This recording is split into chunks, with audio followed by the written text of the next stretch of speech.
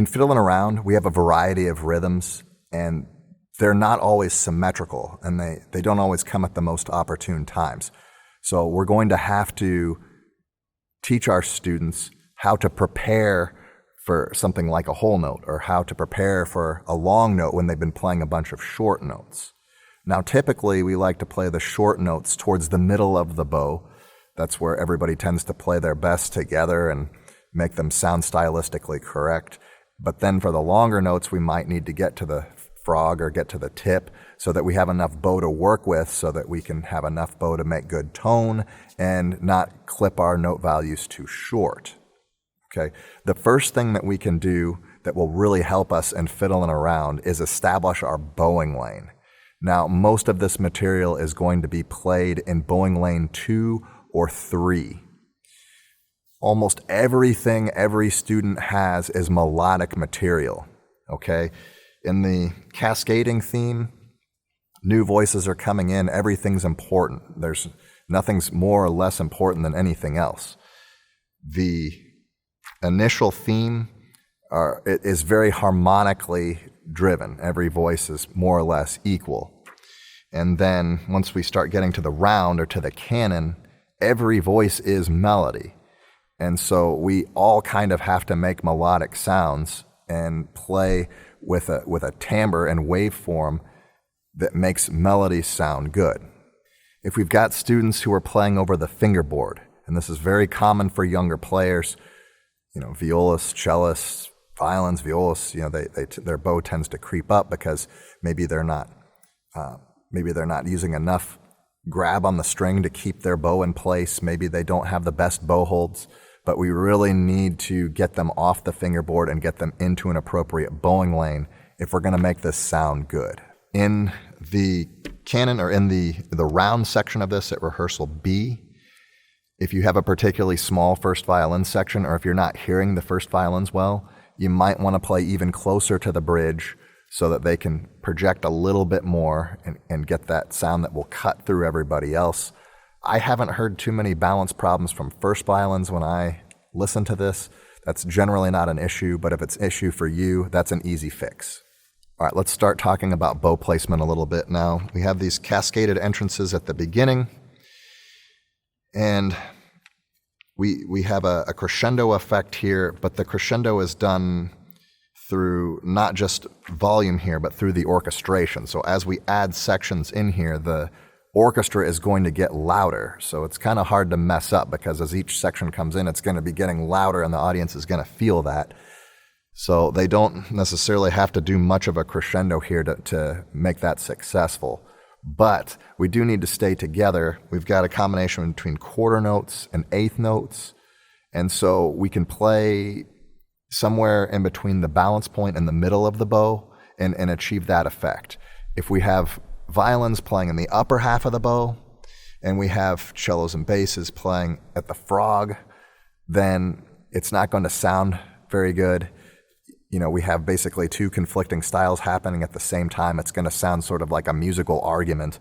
And so we need to come to an agreement on where to be, and that's usually around the middle. That's going to take better bow holds from cellos and basses, because a lot of times their pinky extends when they play. Instead of having a nice relaxed pinky, they start to push the pinky forward, creates tension in the hand, locks the wrist, they start bowing from the shoulder, and that's why they play exclusively at the frog. For violins and violas, we start to see the thumb coming up here to push the bow up, and it takes all the weight off the string. And again, their wrist is locked, and they're bowing like this, and they tend to bow in the upper half of the bow, because they can't really get to the frog and play like this. It sounds awful. So we need to get them to round the thumb so that they can play in the lower half of the bow too, and use their wrist to scrub that string. As we approach A, however, our violins and violas have a whole note here. So if we're playing in the middle of the bow and we get to this whole note, are we going to be able to play it all 4 beats and release on 1? Do you know how many orchestras I listen to that make it all the way to beat 1 with that whole note? It's not very many. Most of them give up around beat 3, maybe beat 4, but definitely not all the way to 1. And they all have rest, so there's really no reason why they can't make it there. But it's usually because they're playing in the upper half, or they're playing in a part of the bow where they really just can't make it. They just don't have enough bow. So we got to figure out how to get to the frog. Now, if we look at the bowings on some of this other stuff, measure 5 is asymmetrical. It's going to be down, up, down, up, down, up. Now, the first violins work themselves out because they have another asymmetrical measure, down, up, down, up, down, up, down, up, down, up, down, 2, 3, 4, off. But second violins and violas do not have that. So what I typically have them do is I typically have them use a double up bow here so that they can get back to the frog here, okay? Or you could do that double up bow in this measure or that double up bow in this measure. It really doesn't matter. If you do it in this measure, they'll be lined up better with first violins, and but you know, it's kind of up to you. But that wherever that if you put the double up bow here, it will put them in a better spot for that whole note. For first violins, they just need to use a bigger up bow on beat 4 in the measure before A, so they have enough bow to work with. For cellos and basses, you know, they're going to be bowing backwards all the way here, and then they have a down bow indicated here, which is not going to be natural. So you're going to have to fix their bowing somehow also. So whatever decision you make here, I would also apply for cello bass. If you're going to double up bow here and seconds and violas, we'll double up bow here, cellos and basses, and then, you know, then they have symmetrical bowings after here, well, until they get to this part again. But it's going to be, each time that you play the introductory theme, you're going to have to make that same bowing decision. So here, here, and then at the end as well, because it has the same asymmetrical bowing in this measure. And so either double up bow here, here, or here. Whatever you did before, it probably will work here at the end too. Don't have them play the double up bow so short, because it doesn't match the style. The style, you know, these quarter notes are long, so they need to match the first violins and play a little broader. An alternative may be to slur the eighth notes, and if you do that, you might want to slur the eighth notes here, also in first violins, and that would get rid of that asymmetry in the bowing. You might want to do that. I typically don't do it that way because, functionally speaking, we have these, you know, we have all this parallelism here. We have E to B here, and then E to B. So intentional, like open parallel fifths, and you know, because then we've got D to A, you know, and it's just intentionally done that way to create that folk sound. And so I like to separate the bows instead of slur those to emphasize that. But you know, do what you got to do. If you like it slurred, slur it. You know, I don't care. I like to have variety, so I'll enjoy that performance too. But you got to do something to address that, and it happens 3 times. So pick away, and pick it soon. Don't pick it the day before the concert or the contest. You know, pick it hopefully before you pass out the music and have the bowings marked already, and then you'll have a game plan coming in. You can always change your game plan later, but it's good to have at least some kind of plan going in. Okay, for the Canon part, or for the round part, I'm just going to go through the first violin part, and then you can apply it to all the other parts as they come. But just to make it easier to explain, I'm just going to talk through the first violin part, and then I will mean the same things for the viola, for the second violins and violas, and for the cello bass. When they come in, they're going to have to work some of this stuff out too. So at B, we've got 4 quarter notes, and then we have a measure that's asymmetrical, 5 different notes in one measure. Okay, so our bow goes down and up, but we have 5 notes, which means everything else will be bowed backwards unless we do something here. We can add a slur, or we can add double up bows at some point. I like to add this, for this I like to add the slur, because we don't have the same parallelism that we have here in the introductory theme, and to me it sounds fine.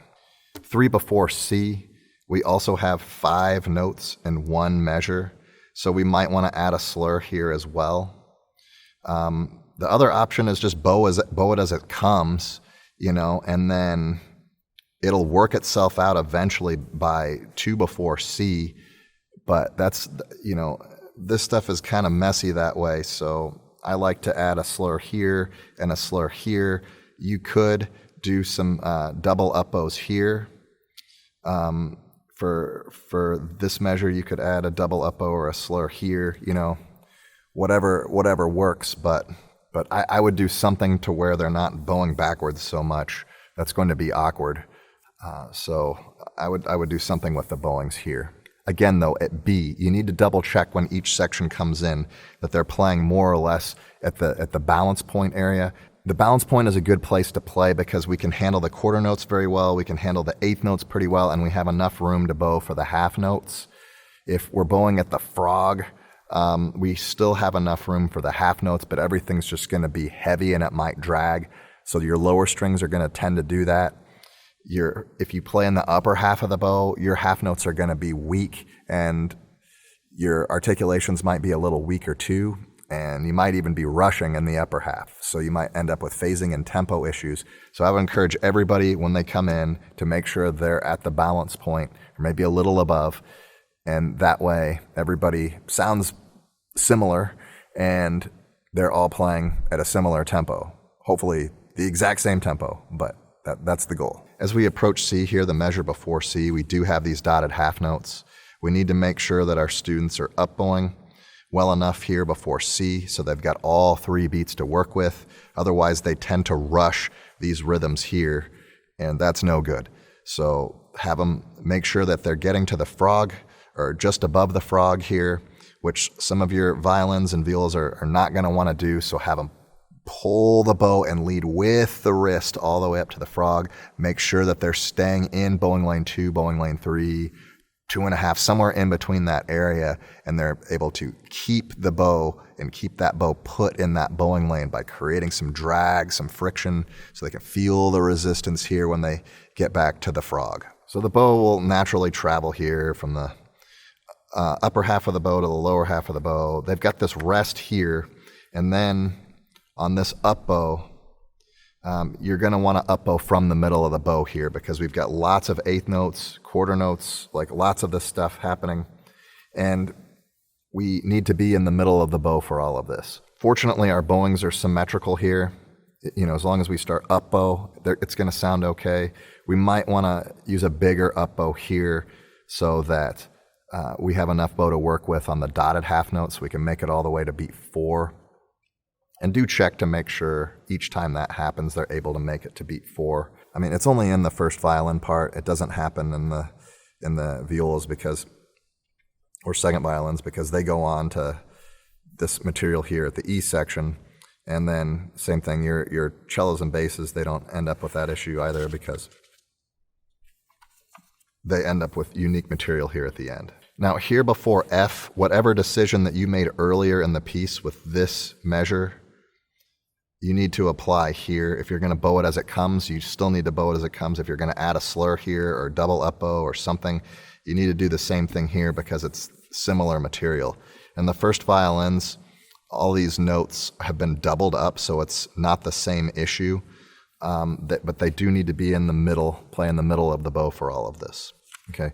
And again, here at the end, whatever bowing decision that you made at the beginning, make the same one here to make it sound congruent. Okay, structurally speaking, you're probably going to be rehearsing E to F the most because everybody kind of goes their own way there, especially 4 before F to F. We've got new material in the low strings. We've got developed material in the first violin section. So, double check the bowings here and the seconds and violas. And for this new material here, it's not extremely difficult, but it's something that they're going to have to learn before we get into this cascaded stuff here to end the piece. Hope you found that helpful. The bowings can be a little awkward. We can change the bowings a little bit to make it more streamlined, make it easier to play. We do need to focus on the bow because of the way it's written with the asymmetry, either the asymmetrical rhythmic values or having an odd number of notes in a measure we just need to make some accommodations for that and modify and make it more comfortable to play so that we've got enough bow to work with and so that we don't feel like we're bowing backwards all the time and having it awkward. So in the next video, I'm going to talk about common problems that I hear in performances of fiddling around, and I hope to see you then.